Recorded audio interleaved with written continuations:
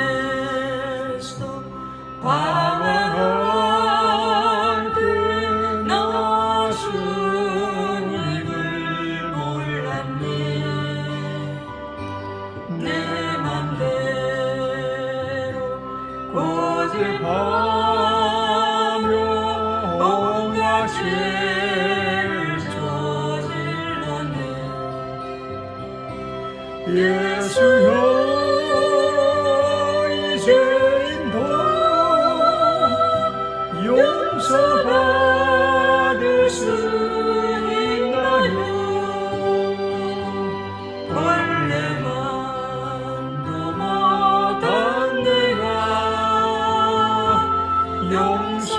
용서받을 수 있나요? 많은 사람 찾아와서 나의 친구가 되어도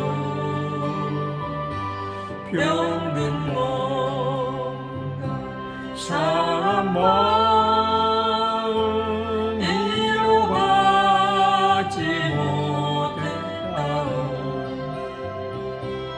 예수여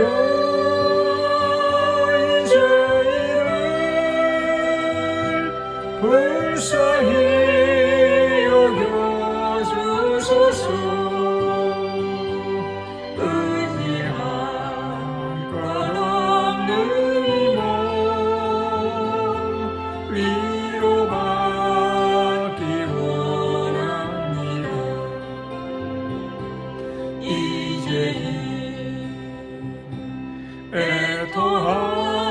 애통함을 예수께서 들으셨네. 못자른 사랑에서 나를 어루만지셨네. 내 주여 이제는 다시 눈물 흘립니다. 오내주려나 이제는 아무 걱정 없어요.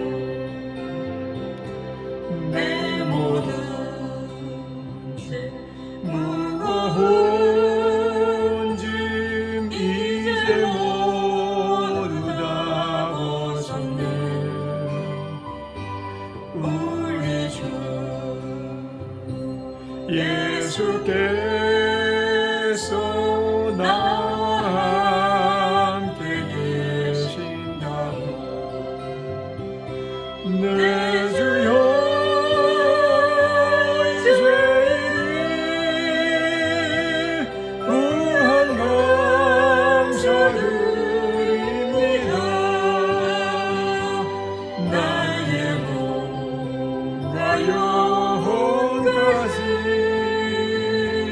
주를 위해 바칩니다. 주를 위해 바칩니다.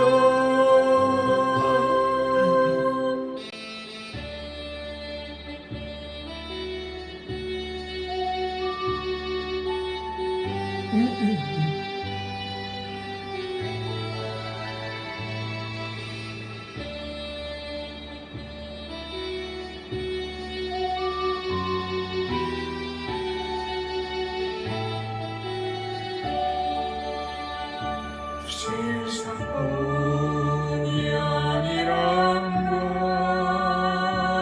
세상 근심하다가 주님 나를 찾으시면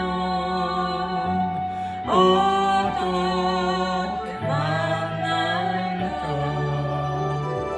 주님 내게 오시면 나 어찌 대할까. 멀리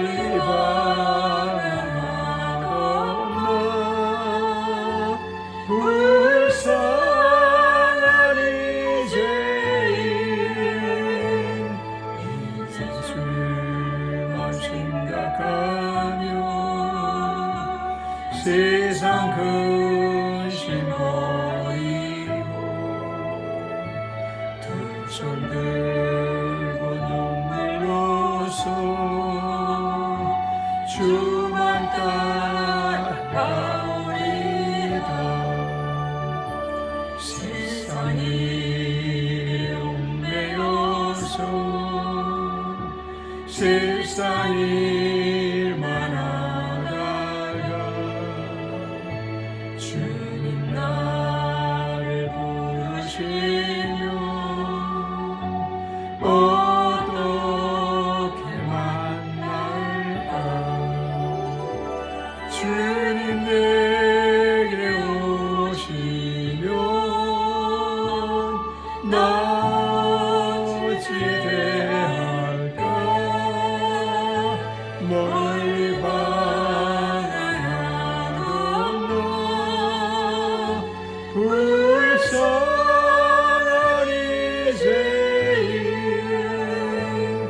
이제 주만 생각하며 세상 권세 버리고 오직 주만 바라보며 주만 따라가오리다.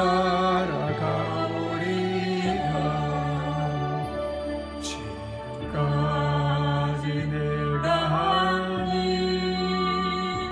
주님께서 보시고 훗날에 나를 보고 무엇 하실까. 주님 내게 오시면 나 어찌 대할까. 멀리 방황하던 나 불쌍한 이 죄인 이제 주만 생각하며 세상 영광 버리고 십자가를 내가 지고 주만 따라가오리다.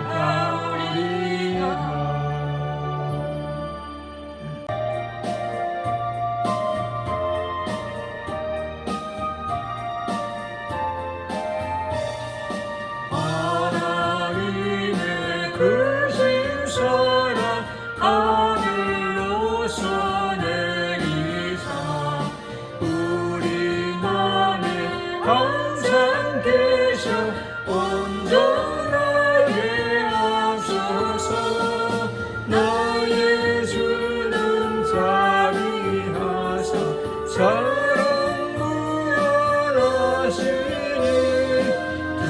두려워서 떠는 자를 구원하여 주소서. 걱정 근심 많은 자를 성령 강화하시며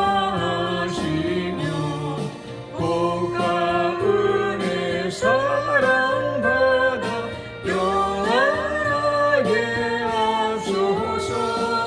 전과 낮은 대신 주여 항상 인도하셔서 마귀 유혹 받는 것을 속히 끊게 하옵소서.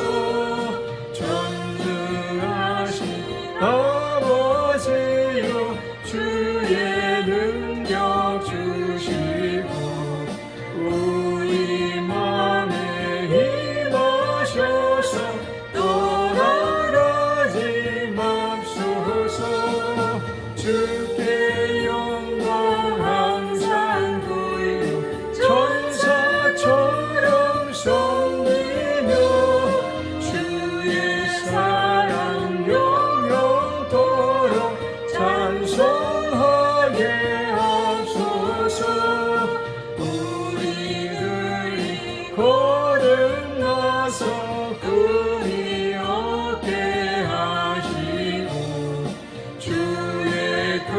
대신 구원받아 온전하게 하소서.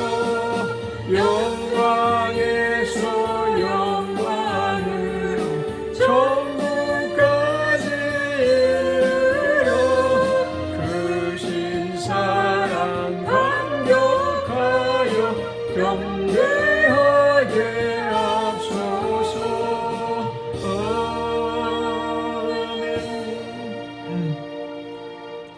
길이요 진리요 생명 되신 우리 존귀하시고 영원하신 하나님, 감사와 찬양과 영광을 돌려드립니다. 오늘 오중에도 주님 저희들을 주님 자녀 삼아주시고 또 예배 드릴 수 있는 은혜를 주심을 감사드립니다. 이 예배가 살아있는 예배, 정말 하나님의 영광 돌려지는 예배가 될 수 있도록 도와주시옵소서. 우리들의 모든 무거운 짐을 가지고 왔습니다. 죄성, 악성, 독성, 법배성을 가지고 왔습니다. 아버지 하나님, 저희들의 죄를 용서하여 주시옵소서. 항상 우리가 죄를 지은 회개하고 돌이킬 수 있는 저희들 될 수 있게 도와주시옵소서. 그래서 주님 안에 거하고 주님은 우리 안에 거하여 항상 주님의 신령한 그런 만나를 먹고 신령한 은혜를 맛볼 수 있고 주님의 세미한 음성도 들려지고 환상도 오고 꿈에 주님을 만날 수 있는 영적인 깨끗한 자들이 될 수 있도록 축복하여 주시옵소서. 아버지 하나님, 오늘도 주님께서 주신 말씀 속에서 주님의 뜻과 섭리를 깨닫기를 원합니다.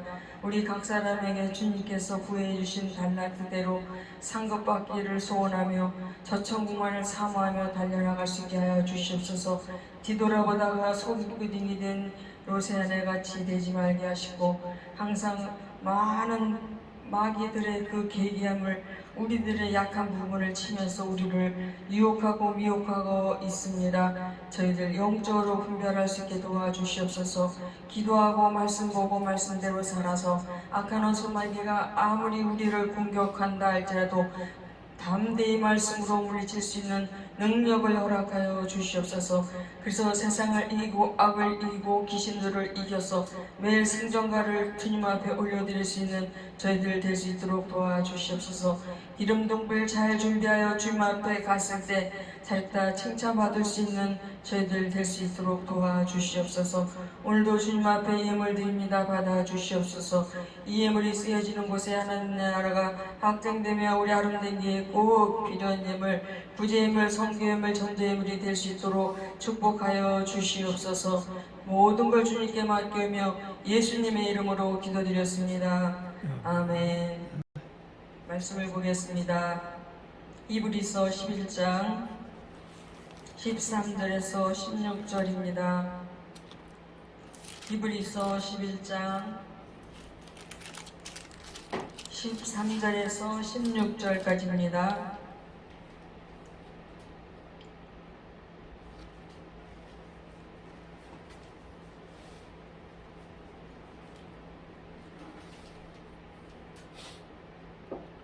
제가 봉독해 드리겠습니다. 이 사람들은 다 믿음을 따라 죽었으며 약속을 받지 못하였으되 그것들을 멀리서 보고 환영하며 또 땅에서는 외국인과 나그네로라 증거를 하였으니 이같이 말하는 자들은 본향 찾는 것을 나타내미라. 저희가 나온 바 본향을 생각하였다면 돌아갈 기회가 있었으려니와 저희가 이제는 더 나은 본향을 사모하니 곧 하늘에 있는 것이라. 그러므로 하나님이 저희 하나님이라 일컬음을 받으심을 부끄러워 아니하시고 저희를 위하여 한성을 예비하셨느니라. 아멘. 오늘은 순례자라는 제목으로 은혜를 나누겠습니다. 제주도는 우리나라가 외국과 문을 닫고 살던 시절 우리 한국인들에게 최초의 해외여행의 기회를 학습하게 한 섬입니다. 제주도는 처음에는 삼재양, 수재, 한재, 풍재의 섬으로 우리의 기억에 유쾌한 섬이 아니었습니다. 그래서 이시조선 시절에는 정치적으로 패배한 사람들의 읍배지였습니다. 그러나 지난 2007년 유네스코 세계 자연유산으로 지정되었고 무비자로 방문이 가능해지면서 수많은 외국인 관광객들이 몰려오는 아름다운 섬이 되었습니다.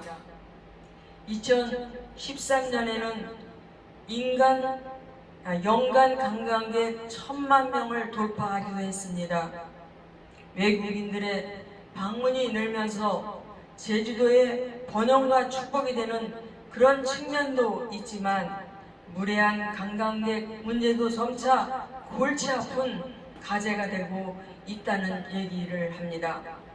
히브리서 11장 13절에서 16절에 보면 그리스도인의 존재가 이 땅에서 외국인과 나그네 같은 존재, 즉 순례자 같은 존재라고 말하고 있습니다. 그 말씀을 보면서 문득 이런 생각이 들었습니다. 나는 이 땅에서 어떤 순례자의 삶을 살고 있는가? 우리가 예수님을 구주와 주님으로 영접하고 믿는 순간 우리는 하나님 나라의 백성이 되었습니다. 그때부터 우리는 모두 외국인과 나그네로 이 땅에서의 삶을 살게 됩니다. 우리는 모두 이 땅에 순례하는 순례자이기 때문입니다. 그리스도인들이 이 땅에서 아름다운 순례자로 살아가도록 도전하는 가장 적합한 책이 있다면 성경 다음으로 많이 읽힌 철로 역정일 것입니다. 알다시피 이 책은 영국의 침례교 그리스도인인 존 버년이 쓴 책입니다.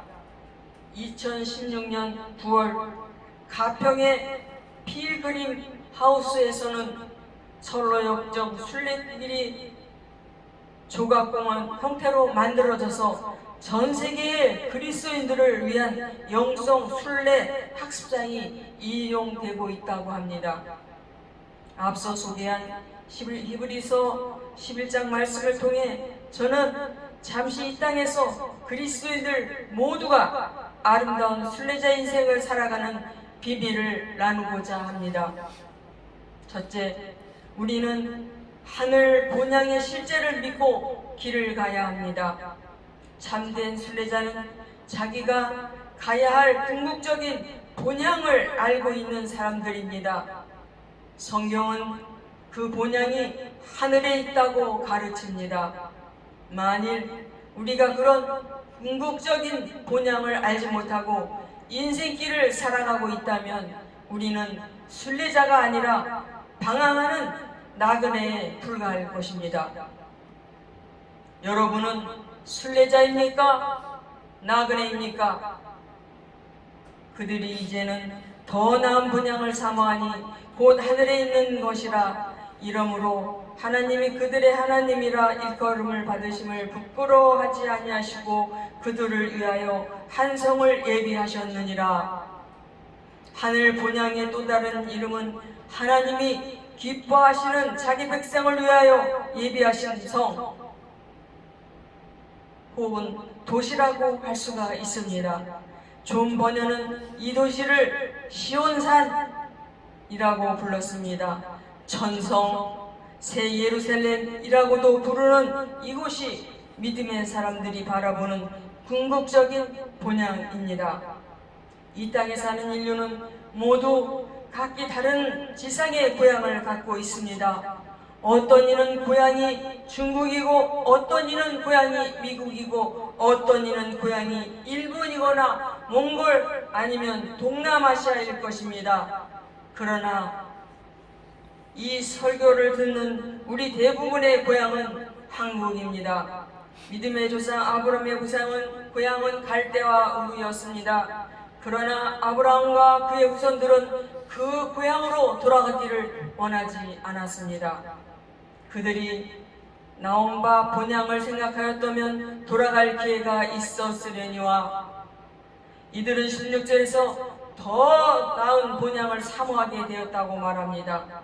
이제 구원받은 그리스도인이라면 모두 한 고향을 갖게 되었습니다. 바로 그곳이 고향 천국입니다. 그러나 우리의 시민권은 하늘에 있는지라 거기로부터 구원하는 자 곧 주 예수 그리스도를 기다리노니 우리는 모두 동일한 하나님 나라의 시민권을 취득한 백성이 되었고 더불어 이 땅을 순례하는 순례자가 되었습니다. 이것이 우리의 새로운 정체성입니다.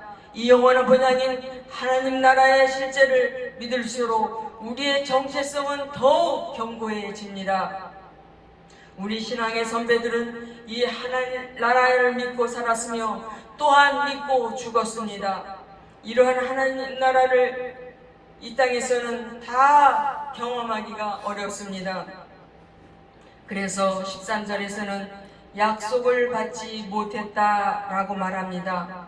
다만 멀리서 보고 환영했다라고 말하는 것입니다. 우리는 이 궁극적인 본향의 실제를 믿고 날마다 길을 걸어가는 순례자가 되어야 합니다. 둘째, 우리는 순례자 공동체로 함께 길을 걸어가야 합니다.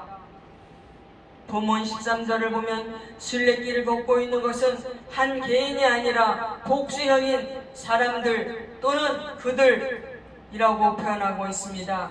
함께 그 길을 걸어가는 사람들, 동반자가 있었다는 것입니다. 철로역정에서 주인공 크리스천이 순례의 길을 완주할 수 있었던 가장 중요한 요인 중에 하나는 그 길을 가는 동반자들이 있었기 때문이라고 했습니다. 처음 전반부의 중요한 동반자는 신실이었습니다. 후반의 동반자는 소망이었습니다. 신실이 허영의 시장에서 순교할 때 이를 지켜보고 감동받은 사람이 바로 소망이었습니다. 소망은 천성에 들어가기 전에 천성에 들어가기까지 크리스천과 동행하고 있었습니다. 천성으로 가는 길에 이 같은 동반자가 있다는 것은 얼마나 큰 축복인지 모릅니다. 신앙생활은 홀로 하는 것이 아닙니다. 저는 한국교회가 이 나라에 와서 나그네 인생을 사는 외국인 성도들에게 이 같은 친구들이 되어야 되는 것입니다. 그런데 좋은 본연은 친구의 동행만으로는 순례의 길을 완주할 수가 없다고 장담을 했는지 공동체를 등장시킵니다. 철로역정을 보면 미궁, 즉 아름다운 집이 등장합니다. 여기서 신중, 분별, 경건, 자애 등의 성도들을 만나고 그들이 격려를 받습니다. 아름다운 집에서 크리스천은 성도들의 교제의 축복을 누립니다. 그리고 영적 무장을 합니다. 그것이 바로 교회의 공동체의 유일한 존재입니다. 또 크리스천은 순례길을 걷다가 기쁨의 산맥에 도달하기도 합니다. 이 산맥의 별칭은 임마누엘의 땅입니다. 그는 여기서 피로를 달래고 휴식을 취하다가 4명의 목자를 만납니다. 그들의 이름은 지식, 경험, 경계, 성실이었습니다. 그들의 인도, 그들의 교훈의 크리스천은 새 힘을 얻고 다시 순례자의 길을 나아갑니다. 이것이 바로 진정한 교회 공동체의 모습입니다. 나는 이 땅의 교회가 그런 순례의 공동체가 되기를 기도합니다. 셋째, 우리는 본향을 찾는 순례자의 삶을 살아야 합니다.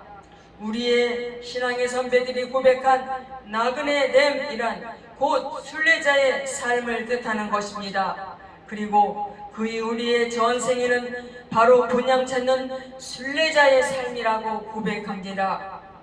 그들이 이같이 말하는 것은 자기들이 본향 찾는 자임을 나타내미라. 여기서 본향을 찾는다는 것은 구체적으로 무엇을 의미할까요? 이 땅의 삶을 전부로 아는 사람과 하늘의 본향을 사모하는 사람의 삶은 다르다는 것입니다. 나그네가 지나가는 길에 너무 많은 집착한 것을 갖는다면 그 순례는 지장을 받을 수밖에 없습니다. 그래서 성경은 우리에게 이 세상에 있는 것들을 사랑하지 말라. 누구든지 세상을 사랑하면 아버지의 사랑이 그 안에 있지 아니하니 라고 했습니다. 다음 구절을 보면 세상의 가치관의 정체가 무엇인지 보여줍니다. 이는 세상에 있는 모든 것이 육신의 정욕과 안목의 정욕과 이생의 자랑이니 다 아버지께로부터 온 것이 아니오 세상으로부터 온 것이라 라고 했습니다. 철로역정을 보면 크리스천과 신실이 허영의 시장에 도달합니다. 이 마을 장터에서 사고 파는 모든 것은 다 헛되고 헛된 것들이었습니다. 모두가 육신의 정욕과 안목의 정욕과 이 세상 자랑을 자극하는 것들이었습니다. 여기에는 수많은 나라의 상품들이 다 모여 있었습니다. 크리스천과 신실은 이 거리의 시장을 지나가야만 새 예루살렘으로 갈 수가 있었습니다. 두 순례자는 이런 온갖 상품이 진열된 거리를 지나가며 기도합니다. 그래서 우리가 성경에 좌로나 우로나 치우치지 말라 그랬습니다. 뒤돌아보지 말라 그랬습니다. 천국을 바라보며 물을 떠서 컵에 가득 채워서 그 컵만 바라보면 물이 떨어지지 않는 것처럼 뒤돌아보거나 옆으로 보거나 좌우로 보면 물의 컵은 흘러내리게 되어 있습니다. 내 눈을 돌이켜 허탄한 것을 보지 말게 하시고 시장에서 파는 물건들의 전혀 관심을 보이지 않고 지나가는 두 순례자에게 한 상인이 묻습니다. 너희들이 가진 관심이 무엇이냐? 너희는 무엇을 사고 싶은 것이냐? 두 순례자의 대답은 이러했습니다. 진리를 사고 싶습니다. 그들이 가장 궁극적인 관심은 진리였습니다. 이 대답으로 그들은 자신들이 진정 본향을 찾는 사람들임을 나타낼 수가 있었습니다. 결국 이 대답 때문에 신실은 허영시장에서 순교라는 대가를 지불하게 되었습니다. 그러나 그들은 이런 고난의 장애물을 두려워하지 않았습니다. 그들은 본향을 찾는 순례자들이었기 때문에 그 본향에 도착할 것을 믿었기 때문이었던 것입니다. 40년 동안 아프리카 섬긴 헨리 모리슨이라는 선교사가 있었습니다. 그가 아내와 함께 고향인 미국으로 귀국하는 배를 타고 뉴욕 항구에 막 도착하고 있었을 때였습니다. 그 배에는 아프리카에서 사냥한 휴가를 마치고 돌아오는 루즈벨트 대통령이 탑승하고 있었습니다. 배가 항구에 도착하자마자 대통령의 일행을 환영하는 레드 카펫이 깔리고 군악대의 빵빠루 소리가 요란하게 울렸습니다. 대통령 일행이 빠져나가자 카펫도 다시 치워지고 군악대의 빵빠루 소리도 멀어졌습니다. 썰렁해진 항구를 빠져나오며 헨리 모리슨은 하나님께 이렇게 불평했습니다. 하나님, 사냥을 하고 돌아오는 대통령을 향한 환영의 사가 보셨지요?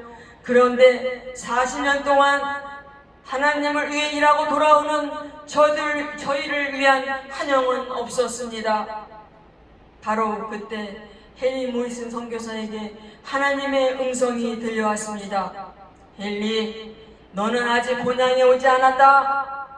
우리 모두가 하늘 본향을 바라보며 오늘을 사는 믿음의 순례자가 되시기 바랍니다.